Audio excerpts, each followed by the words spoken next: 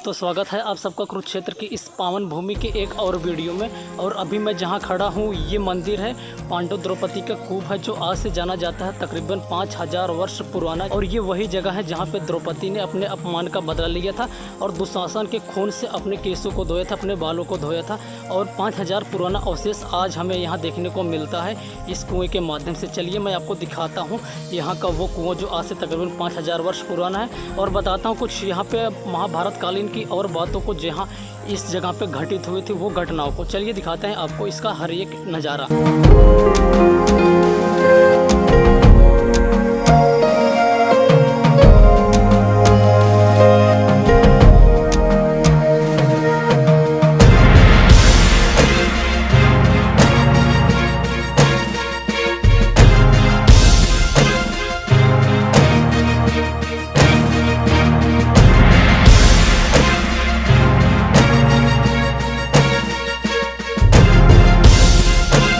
प्राचीन पांडव द्रौपदी कूप, यहाँ गुप्त दान करने से 13 गुना फल मिलता है, इसका जिक्र किया गया है।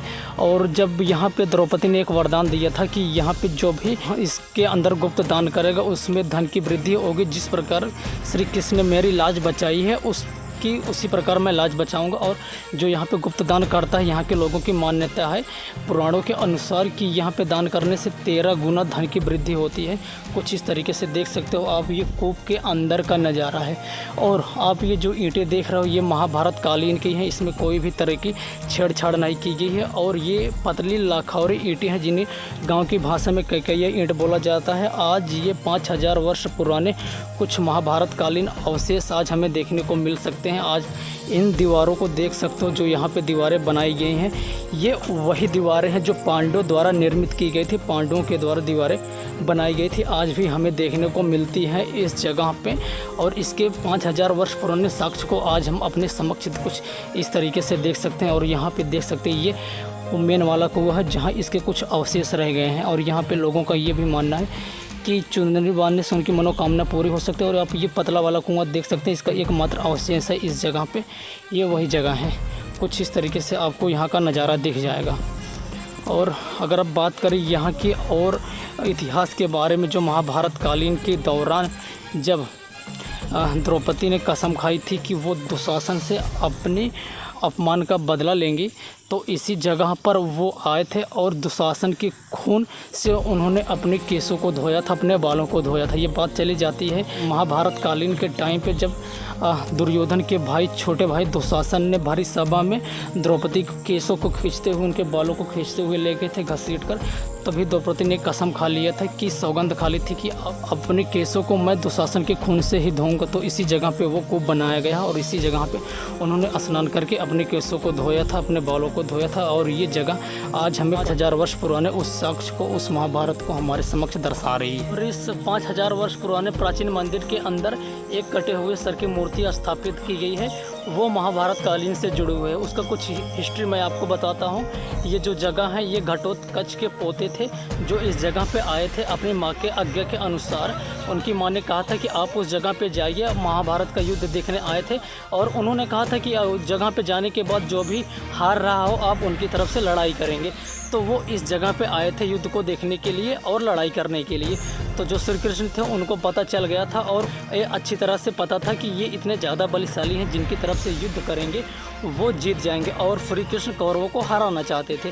तो श्री कृष्ण ने तो छलिए थे ही, वो भेष बदल कर इनके सामने आया, इनके सामने उनको रास्ते में रोका। और रोकने के बाद इन्होंने उनसे दान मांगा। उन्होंने कहा कि आप ब्राह्मण हो, आपका काम है दान करना। यहाँ पे जब उन्होंने उनसे दान मांगा, कहा कि आप हमें दान दीजिए और उससे पहले हमें वचन दीजिए कि आप जो दान देंगे उसी बात से नहीं मुकरेंगे।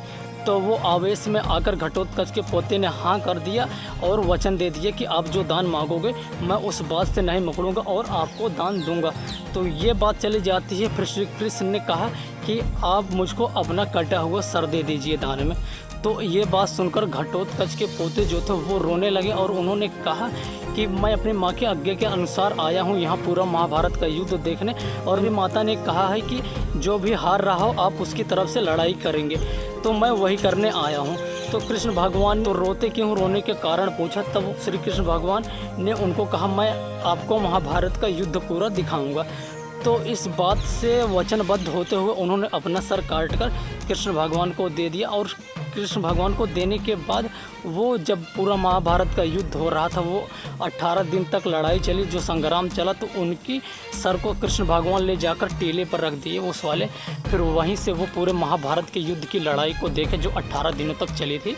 और वहीं से लड़ाई को देखने के बाद जब 18 दिन के बाद पूरा महाभारत का युद्ध समाप्त हुआ, तो अर्जुन में भीष्म में ये तानातनी मच गई कि महाभारत में सबसे ज़्यादा जो लड़ाई हुई, सबसे ज़्यादा मैंने मारे हैं कौरवों को। तो भीष्म कहने लगे सबसे ज़्यादा मैंने मारे हैं कौरवों को। तो उनकी इस मनसा को दूर करने के लिए श्री कृष्ण इनके पास लेके आए और कहा कि ये मेरे अनुज हैं, इन्होंने पूरे महाभारत का युद्ध देखा और आप लोगों को ये बताएंगे कि किसने कितनों को मारा है।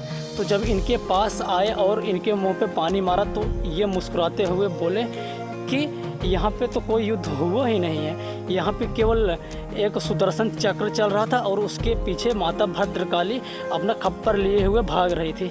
ये सुनते ही उनकी सारी मनसा दूर हो गई और उनको पता चल गया कि जो छलिए थे श्री कृष्ण भगवान, उनका ही सब रचा रचाया ये संग्राम था, उनका ही युद्ध था और मनसा उनकी दूर हो गई।